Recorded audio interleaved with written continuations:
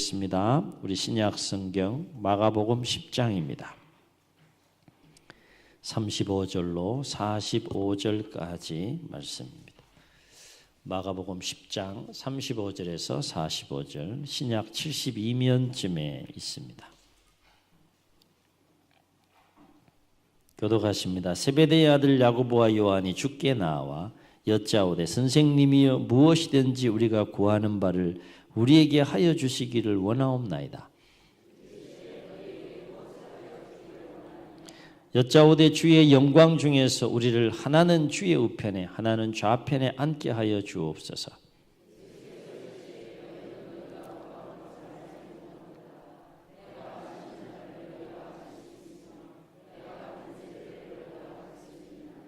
그들이 말하되 할 수 있나이다. 예수께서 이르시되 너희는 내가 마시는 잔을 마시며 내가 받는 세례를 받으려니와.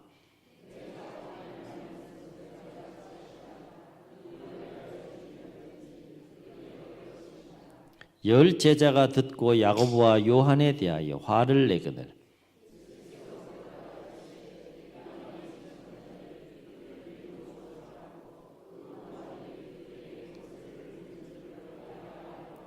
너희 중에는 그렇지 않을지니 너희 중에 누구든지 크고자 하는 자는 너희를 섬기는 자가 되고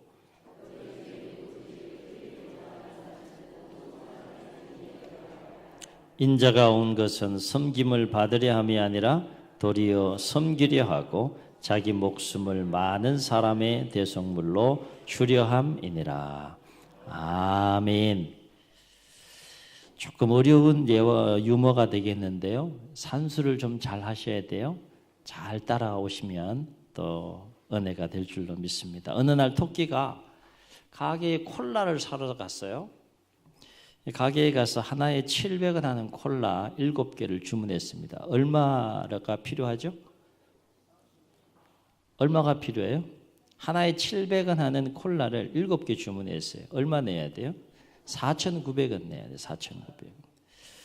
4,900원이라고 얘기하신 분들은 수준이 굉장히 높은 거예요. 아저씨 콜라 7개 주세요. 그래서 아저씨가 콜라 7개를 토끼에게 주자. 토끼가 아저씨 받아요 탁 하면서 100원짜리 동전 49개를 바닥에 탁 던지고 도망을 가는 거예요. 얼마나 얄미워요. 너무나 황당한 우리 아저씨가 100원짜리를 다 세어보니까 맞아요? 틀려요? 49개가 맞는 거예요. 다음 날이었습니다. 다시 온 토끼는 역시 콜라 7개를 샀습니다. 아저씨는 다시 콜라 7개를 줍니다. 그러자 토끼가 뭐라고 얘기를 했는가 하면 아저씨 받아요 딱 하면서 또다시 100원짜리 동전 49개를 바닥에 팍 뿌리고 도망을 가는 거예요. 얄미워요? 안 얄미워요? 얄밉죠. 화가 나겠죠. 불쌍한 우리 아저씨께서 토끼가 던진 동전을 세어보니까 또 49개가 맞는 거예요. 어떻게 맞는데 어떻게? 또 다음날 토끼가 다시 콜라를 사러 왔습니다. 몇 개 샀을까요? 제 원고를 보셨구나. 7개 샀어요. 7개. 아저씨가 콜라를 갖다 주자 이게 웬일입니까? 이번에는 토끼가 10,000원짜리 한 장을 쫙 내는 거예요. 그런데 2번씩이나 토끼에게 당하니 아저씨가 갑자기 회심의 미소를 싹 짓습니다. 왜일까요? 드디어 토끼에게 복수할 기회가 쫙 온 겁니다. 토끼가 그 스름돈을 달라고 하자 아저씨가 어떻게 했을까요? 이놈의 토깽아 받아라! 그렇게 하면서 그 스름돈 5,100원을 100원짜리 51개로 바닥에다 탁 던졌어요. 쌓였던 그 스트레스가 한꺼번에 쫙 시원하게 팍 뚫립니다. 그런데 그걸 보더니 토끼가 막 놀랄 줄 알았는데 토끼가 아주 태연하게 그 모습을 이렇게 보는 거예요. 마치 아무 일 없었던 듯이 다시 얄밉게 말이죠. 토끼가 그 모습을 이렇게 보면서 다시 토끼가 회심의 미소를 지으면서 어떻게 행동했을까요? 토끼가 바닥에 있는 100원짜리 2개를 딱 집어넣고 집어들고 바닥에 몇 개 남았어요? 4,900원 남았잖아요. 그래서 이렇게 말했다고 합니다. 아저씨 콜라 7시에 더 주세요. 한낱 우리가 재미있게 웃고 할 수 있는 유머에 불과하지만 의외로 세상에는 토끼와 같은 마음을 가지고 완악한 마음으로 그리고 교만한 마음으로 이기적인 마음으로 상대방을 존중하지 않고 또 무시하는 사람들이 의외로 우리가 사는 삶의 현장에 참 많다는 거예요. 저와 여러분의 삶의 모습 속에는 이 토끼와 같은 모습은 없는지요? 오늘 말씀은 예수님의 12제자 중에 세베대의 아들 야고보와 요한이 예수님께 찾아와서 자기들의 소원을 막 간청하고 떼를 쓰는 그런 장면입니다. 동일한 말씀이 마태복음 20장 20절로 28절에 나오게 되는데 거기에 보게 되면 동일한 사건에 관한 이야기이긴 하지만 거기에는 야고보와 요한이라는 이름이 나오지 않고 세베대의 아들 어머니가 예수님께 간청하는 것으로 이야기를 서술합니다. 차이가 있지만 관점의 차이가 있지만 이 두 가지 이야기와 상황을 종합해 보게 되면 아마도 세베대의 아들의 어머니는 두 아들 야고보와 요한을 예수님께 함께 데리고 가서 떼를 쓰면서 그렇게 간구한 것을 우리가 상황적으로 정리해 볼 수 있습니다. 그래서 마태는 어머니 입장에서 그 사건을 기록했을 것이고 마가복음은 오늘 우리가 읽은 말씀처럼 두 아들의 입장에서 그 사건을 기록한 것으로 추정해 볼 수 있는데 여하튼 오늘 말씀 35절을 보면 야고보와 요한은 예수님께 뭐라고 간청합니까? 선생님이여 무엇이든지 우리가 구하는 바를 우리에게 하여 주기를 원하옵나이다. 우리가 뭘 구하든지 간에 좀 해주세요. 이렇게 지금 야고보와 요한이 예수님께 지금 요구하고 간청하는 거예요. 참으로 당돌한 요구이고 어떤 맥락에서 보면 참 뻔뻔한 그런 요구입니다. 그래도 예수님 화를 내지 않고 36절 보면 그렇게 요구하는 야고보와 요한에게 뭐라고 말씀하시는가 하면 그래 뭘 주면 좋겠느냐 내가 어떻게 해주면 좋겠느냐 라고 이렇게 질문을 할 때 37절에 두 제자가 뭐라고 간청합니까? 여짜오되 주의 영광 중에 우리를 하나는 주의 우편에 하나는 주의 좌편에 앉게 해주세요. 여러분 이게 뭔 얘기예요 지금? 좋은 자리 두 자리가 딱 있는데 그 자리 누구 달라는 거예요? 자기 달라는 거예요. 예수님을 지금 정치적인 그 메시아로 이해하고 있고 그 정치적인 메시아로 오신 예수님이 곧 세워갈 메시아 왕국의 그 왕으로 딱 등극하게 되면 양쪽 좌우편에 그 자리가 날 텐데 그 자리를 하나는 나에게 하나는 또 다른 형제에게 그렇게 지금 달라고 야고보와 요한이 지금 예수님께 요청하고 있는 거예요. 예수님 보기에 참 기가 막힐 노릇입니다. 왜냐하면 지금 예수님은 어떤 상황 속에 놓여 있는가 하면 곧 10장이 끝나고 나서 11장부터 어떤 이야기가 전개가 되는가 하면 우리가 고난주간을 함께 묵상하며 새벽을 깨웠던 것처럼 예수님의 공생의 가운데 가장 힘들고 어려운 그 고난주간이 시작되는 것이 11장부터 시작이 돼요. 그러니까 지금 오늘의 상황은 예수님은 지금 어떤 상황에 놓여 있는가 하면 앞으로 곧 제사장들과 서기관들에게 붙잡혀 가서 그들로 하여금 고난받고 십자가를 짊어지는 그 길을 걸어가고 있는 상황 가운데 놓여 있는데 제자들이라고 하는 자들이 지금 예수님을 향하여 요구하는 모습이 뭡니까? 자리 달라는 거예요. 예수님이 누구인지도 그 시점까지도 예수님이 누구인지도 모르고 예수님이 어떤 길을 걸어가고 있는지도 모르는 가운데에서 그 틈새에 예수님을 통하여서 한 자리 챙기겠다는 겁니다. 예수님의 마음이 어땠을까? 이렇게 자리를 달라고 요구하며 예수님께 간청하는 그 제자들의 모습을 볼 때 예수님의 마음이 어땠을까라고 하는 거예요. 게다가 더욱더 기가 막힌 것은 오늘 이 야고보와 요한이 자리를 달라고 하나는 우편은 나에게 좌편은 또 다른 형제에게 그렇게 자리를 달라고 요구하는 그 시기가, 그 시점이 어떤 시점인가 하면 그 앞절에, 바로 앞절에 32절로 34절에 보게 되면 앞으로 곧 예수님께서 고난받고 죽임당할 것에 대해서 예고하는 말씀이 나오는데, 마가복음을 보게 되면 총 예수님께서 3번에 걸쳐서 앞으로 내가 제사장들과 서기관들, 종교적인 지도자들에게 붙잡혀서 고난받고 십자가 짓고 죽게 된다 라고 하는 순환 예고를 하시게 돼요. 8장에서 한 번, 9장에서 한 번, 오늘 10장에서 한 번. 그러니까 오늘 10장에서는 3번째 제자들에게 앞으로 되어질 일에 대해서 말씀하시는 그 직후에 지금 제자들이 세베대와 야고보와 요한, 세베대의 아들 야고보와 요한이 뭐 하고 있는 겁니까? 전혀 예수님께서 놓인 상황과는 상관없이 자기들에게 지금 필요한 그 욕망을 채우기 위해서 자리 달라라고 지금 얘기하고 있는 거예요. 얼마나 기가 막힐 일입니까? 32절로 34절에 보게 되면 예수님의 공생의 가운데 가장 힘겨운 고난주간을 보내시고 십자가에 못 박혀 죽으시기 위해서 예루살렘으로 올라가는 길에 예수님께서 제자들에게 말씀하시는 모습을 보게 돼요. 33절, 34절 보세요. 보라, 우리가 예루살렘으로 올라가리니 인자가 많은 제사장들과 서기관들에게 넘겨짐에 그들이 죽이기로 결의하고 이방인들에게 넘겨주겠고 그들은 능욕하고 침을 뱉으며 채찍질하고 죽일 것이나 그는 3일 만에 살아나리라. 이렇게 예수님께서 말씀하세요. 그렇게 말씀하신 그 직후에 지금 제자들이 이런 행동을 하고 있는 겁니다.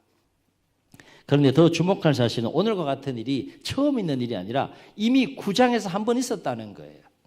9장으로 살짝 넘어가 보시면 9장 33절로 34절에 보게 되면 동일한 상황이 발생해요. 제자들이 어떤 논쟁을 길에서 벌이는가? 예루살렘으로 올라가는 그 길이었어요, 여전히. 어떤 논쟁을 벌이는가 하면 우리 중에 누가 크냐? 누가 높으냐? 그거 가지고 싸우고 논쟁하는 장면이 나와요. 그런데 그 누가 크냐라고 논쟁하는 그 시기와 시점도 그 앞구절을 보게 되면 두 번째 예수님께서 30절로 32절에 보게 되면 순환 예고에 대해서 앞으로 고난받고 버림받고 십자가를 짊어지고 죽게 되신다는 말씀을 하신 직후에 제자들이 누가 크냐라고 서로 논쟁하고 싸웠다라고 하는 거예요. 그런데 오늘 10장 41절 보면 나머지 10 제자가 이 세베대의 아들 야고보와 요한이 예수님께 와서 자리를 달라고 한 그 사실을 알고 듣게 되므로 어떻게 반응했다고 했습니까? 화를 냈다라고 했어요. 왜 화를 냈을까요? 왜 화를 냈을까요? 세베대와 야고보를 딱 보니까 얄미운 거예요. 왜 얄미웠을까요? 그 야고보와 요한이 가지고 있었던 마음을 동일하게 10 제자도 똑같이 가지고 있었다는 거예요. 곧 정치적인 메시아로 메시아 왕국의 왕이 될 그 예수님이 왕이 되면 자기들도 똑같이 그 자리를 차지하고 싶은 마음이 있었는데 누가 새치기 한 겁니까? 누가 선수친 거예요? 이 야고보와 요한이 선수치고 새치기를 한 거예요. 그 모습에 화가 나서 분을 터뜨리는 10명의 제자들의 모습을 보게 됩니다. 그러니까 12명 다 똑같은 마음을 가지고 지금 그 상황을 맞이하고 있는 모습을 보게 돼요. 여러분, 이런 자들이 예수님의 12 제자들이었어요. 예수님은 곧 이제 버림받고 십자가를 지심으로 죽임당하는 그 길을 걸어가기 위해 맞이하고 있는 그런 상황, 긴박한 상황 가운데서 제자들은 딴 생각하고 있는 거예요. 누가 크냐라고 논쟁만 하고 있고 싸우고 있고 앞다투어서 영광의 자리, 그 양옆의 자리를 차지하려고 그렇게 요구하고 있는 이 제자들의 모습을 예수님께서 바라보실 때 그 마음이 어떠했겠는가? 인간적으로 생각해 보면 제자들의 이러한 모습은 참으로 한심하기도 하고 안타깝기도 하고 그리고 답답하기도 하고 화가 나기도 했을 그런 상황이었을 겁니다. 그럼에도 불구하고 예수님은 9장에서 그랬듯이 10장에서도 동일하게 그러한 제자들, 연약한 제자들, 부족한 제자들의 모습을 보시고 분노하시거나 화를 내지 아니하시고 다시 예수님을 통해서 세워져 가야 될 하나님의 나라가 어떤 나라인지에 대해서 다시 말씀하시고 다시 설명하시는 내용이 이어지는 것을 보게 됩니다. 그래서 42절로 44절에서 예수님께서 서로 높아지려고 하는 제자들에게 뭐라고 말씀하셨습니까? 예수께서 불러다가 이르시되 이방인의 집권자들이 임의로 그들을 주관하고 그 고관들이 그들에게 권세를 부리는 줄을 너희가 알거니와 너희 중에는 그렇지 않을지니 너희 중에 누구든지 크고자 하는 자는 섬기는 자가 되고 너희 중에 으뜸이 되거나 하는 자는 모든 사람의 종이 되어야 하리라. 예수님께서 그렇게 말씀하세요. 제자들에게서는 큰 부담일 거예요. 그렇게 말씀하시기를 처음 말씀하신 것이 아니라 9장에서도 이미 한번 말씀하셨어요. 그런데 이해를 못하는 거예요. 예수님이 누군지도 이해하지 못할 뿐만 아니라 예수님의 그 말씀도 무슨 뜻인지 이해를 못하는 그 제자들의 모습을 볼 수 있게 됩니다. 한마디로 세상의 나라는 서로 높아지려고 하는 나라가 세상의 나라지만 하나님의 나라는 어떤 나라는 겁니까? 서로 낮아지려고 하는 것이 하나님의 나라다 라고 예수님께서 지금 말씀하고 계시는 겁니다.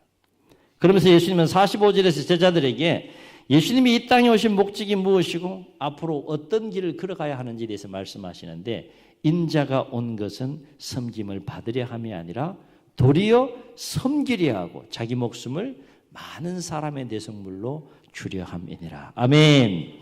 아멘.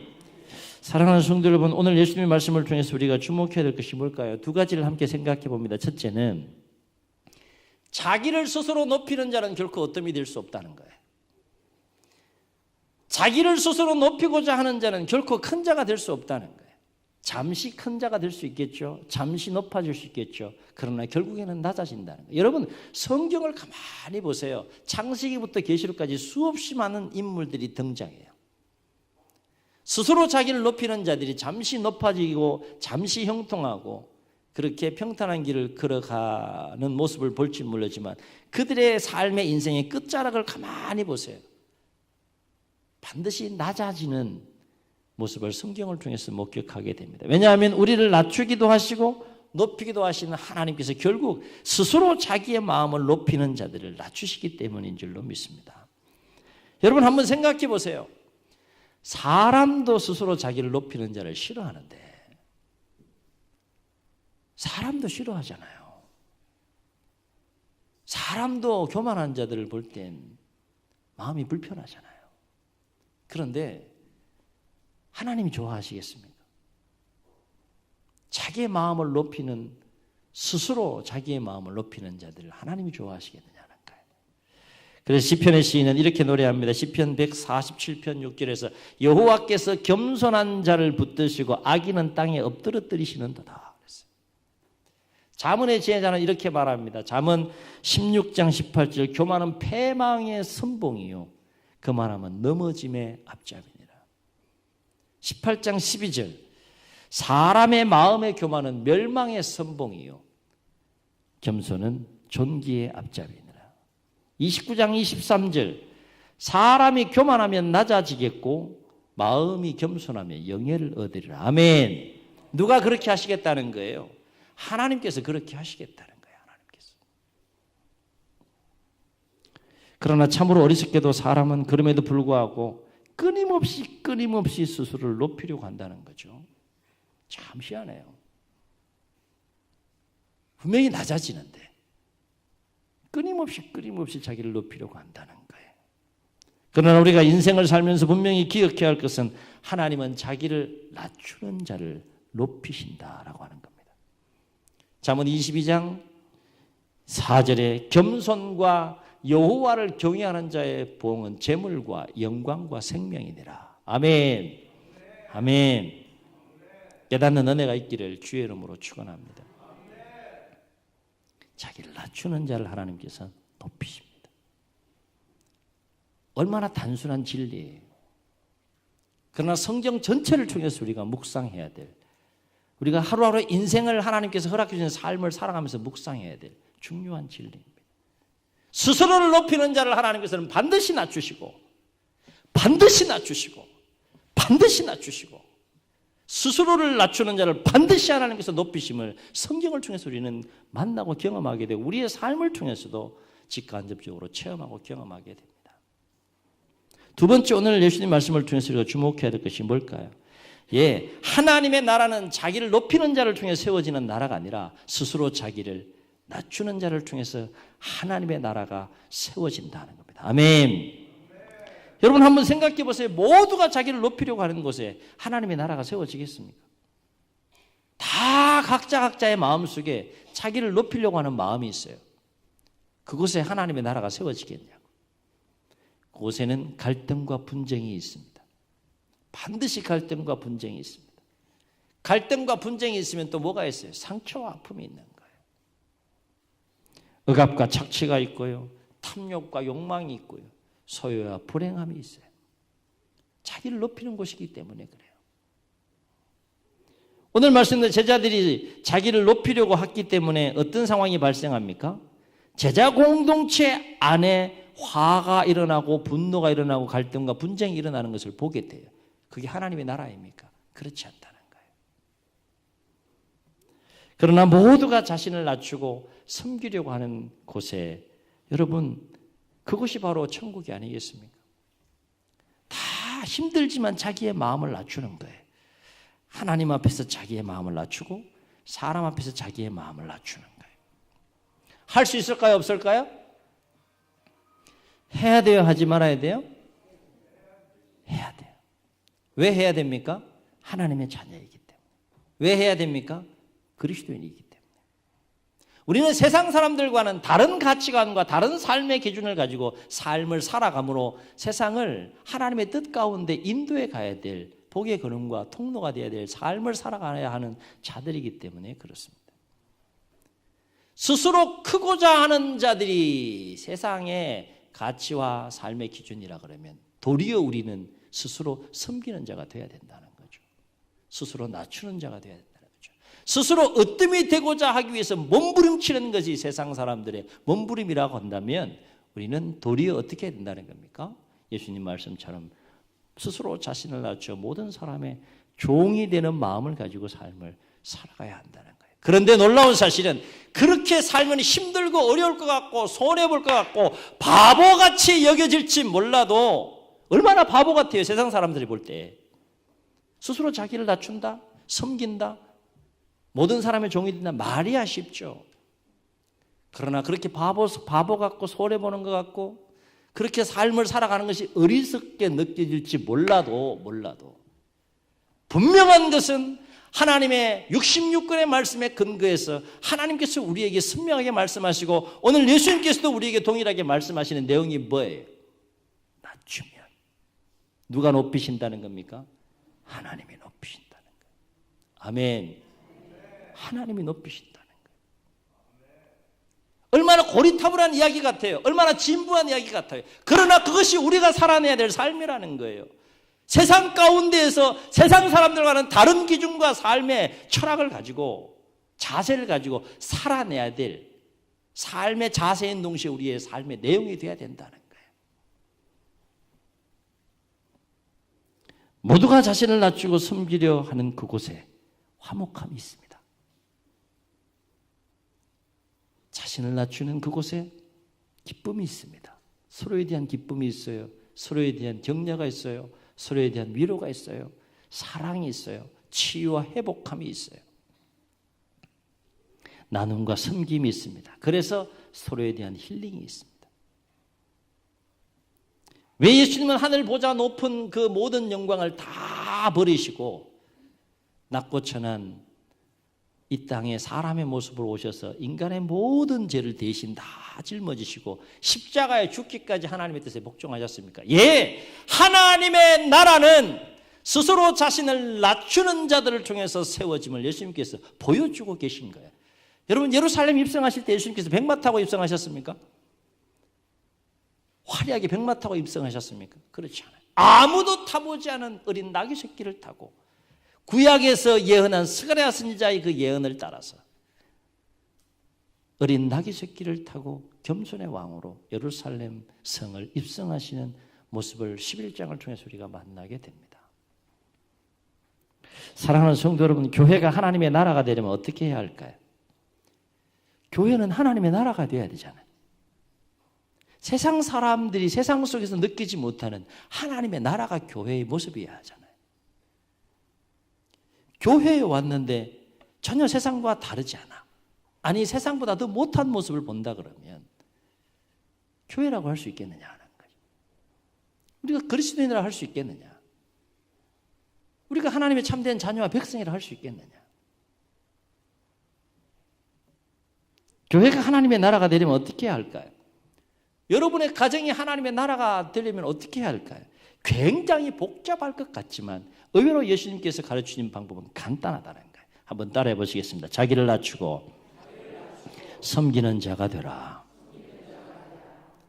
그거면 돼요. 그게 다예요. 나를 낮출 수만 있다면, 하나님 앞에서 사람 앞에서 나를 낮출 수만 있다면, 그래서 섬기는 자가 될 수 있다면 그곳에 하나님의 나라가 세워지고 그곳에 하나님의 나라가 임한다는 거예요. 아멘. 아멘. 그러나 참으로 간단한 방법이지만 막상 그렇게 삶을 살아내려고 하면 결코 쉽지 않다는 거죠. 왜요? 내 마음속에 여전히 으뜸이 되고자 하는 마음이, 크고자 하는 마음이 계속해서 역사하기 때문에 그래요. 그러나 그럼에도 불구하고 예수님은 오늘 우리 모두에게 이렇게 말씀하시며 도전하십니다. 너희 중에 누구든지 크고자 하느냐? 너희 중에 누구든지 크고자 하고 높아지려고 하는 마음이 있느냐? 그러면 도리어 섬기는 자가 되라. 너희 중에 누구든지 어뜸이 되고자 하는 자가 있느냐? 그러면 도리어 모든 사람의 종이 되어라. 그러면 하나님께서 높이신다는 거예요. 도전이 될 수 있기를 주의 이름으로 축원합니다. 그럼 교회 와서 우리가 배우고 훈련해야 할 게 뭘까요? 나를 높이는 겁니까? 나를 주장하는 겁니까? 나를 세우는 겁니까? 예수님은 모든 자존심 다 내려놓으셨어요. 마지막 생명까지도 우리를 위해서 내려놓으시고 철저하게 십자가에 죽기까지 낮추시고 복종하신 분이세요. 그 사랑이 저와 여러분의 마음속에 있습니까? 그 은혜가 저와 여러분의 마음속에 있습니까? 그분의 말씀이, 그리스도의 말씀이, 그리스도의 영이 우리 심령 가운데 역사하십니까? 그렇다면 예수님처럼 우리도 힘들지만, 때로는 바보스럽지만, 좁은 길이지만 종의 마음을 가지고 자신을 낮추어서 섬기는 자가 되어야 되지 않겠느냐 하는 거예요. 마음을 낮추면 하나님의 나라가 임합니다. 우리 옆 사람을 한번 격려하시고 축복하시겠습니다. 마음을 낮추면 하나님의 나라가 임합니다. 아멘. 아멘. 천국은, 하나님의 나라는 죽어서만 체험하고 경험하는 것이 아니에요. 영원히 우리가 누릴 그 본향이긴 하지만 이 땅에서도 이미 하나님의 나라가 예수님을 통해서 왔고 완성을 향하여 나아가고 있는 과정 속에 예수님을 닮아서 우리의 마음을 하나님과 사람 앞에 낮추고 섬기는 자의 마음, 종의 마음으로 나아갈 수 있다면 우리가 천국의 그 은혜와 기쁨을 체험하고 경험할 수 있다라고 하는 것입니다. 바로 앞에는 오늘 우리 모두 예수님의 말씀에 순종하여서 스스로 크고자 하는 마음을 내려놓고 스스로 으뜸이 되고자 하는 마음을 내려놓고 서로를 향하여 도리어 자신을 낮추고 섬기는 자가 되심으로 교회와 가정과 여러분이 몸담는 모든 삶의 현장에 하나님의 나라가 세워지는 은혜와 복이 있기를 주의 이름으로 축원합니다. 축원합니다. 말씀을 기억하시면서 우리 함께 찬양하시고 우리 통성으로 기도하겠습니다.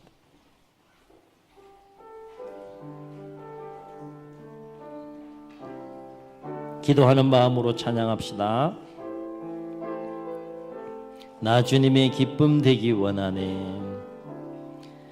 나 주님의 기쁨 되기 원하네. 내 마음을 새롭게 하소서. 새 부대가 되게 하여 주사. 주님의 빛 비추게 하소서. 내가 원하는 한 가지 주님의 기쁨이 되는 것. 내가 원하는 한 한 가지 주님의 기쁨이 되는 것 겸손히 내 마음 드립니다.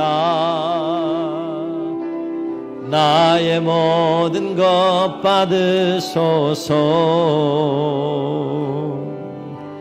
나의 맘 깨끗게 씻어주사 주의 길로 행하게 하소. 아멘 아멘. 내가 원하는 한 가지 주님의 기쁨이 되는 것. 내가 원하는 한 가지 주님의 기쁨이 되는 것. 주님 눈을 감으시고 우리 말씀을 기억하시면서 한번 통성으로 기도하시겠습니다. 그리스도인입니까? 하나님의 자녀와 백성입니까? 그러면 하나님의 말씀을 쫓아서 예수 그리스도를 닮아가면 삶을 살아가야 되지 않겠습니까? 세상 사람들과 똑같은 삶의 자세와 삶의 기준과 가치관을 가지고 삶을 살아가는 자들이 아니라 하나님께서 우리에게 말씀하신 그 말씀을 따라서 예수 그리스도를 닮아가는 삶을 통하여 우리의 삶의 여정 가운데 하나님의 뜻이 이루어지고 영광이 드러나고 나라가 세워지고 확장되어져 가는 삶을 살아가야 하지 않겠습니까? 주님께서 말씀하셨습니다. 너희 중에 누구든지 크고자 하는 자가 있느냐? 도리어 섬기는 자가 되고, 너희 중에 누구든지 으뜸이 되고자 하는 자가 있느냐? 도리어 모든 사람의 종이 되어야 하리라 말씀하셨습니다. 낮추고 높이시는 하나님께서 자기를 스스로 높이는 자는 반드시 낮추시고, 하나님과 사람 앞에 자기를 낮추는 자를 하나님은 분명히 높이시는 모습을 성경을 통해서 봅니다. 그렇습니다. 하나님의 나라는 자기를 높이는 자를 통해 세워지는 나라가 아니라 자기를 철저하게 낮추는 자를 통하여 하나님의 나라가 세워지고 확장되어져 갑니다. 주여 우리 안에 종의 마음을 주시고, 주여 우리 안에 섬기는 자의 마음을 주셔서 우리를 통하여 하나님의 나라가 교회 안에 세워지게 하시고, 가정 안에 세워지게 하시고, 우리가 몸담는 삶의 현장에 세워져 갈 수 있도록 주님 도와주옵소서. 이런 마음을 담아서 우리 주님 세움 부르시고 통성으로 기도하시겠습니다. 주여